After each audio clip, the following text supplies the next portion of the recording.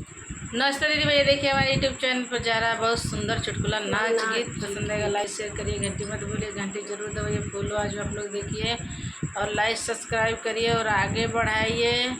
मेरे चैनल पर ये गीत जा रहा है। मेरे चैनल का नाम भोजपुरी लोकगीत स्टार, पहला, दूसरा राजमती भोजपुरी लोकगीत, तीसरा राजमती 2। आप लोग लाइक सब्सक्राइब करिएगा, आगे बढ़ाइएगा, फॉलो आज में देखिएगा।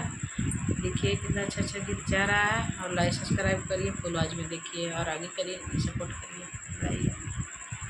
रोज खाटिया के पाटिया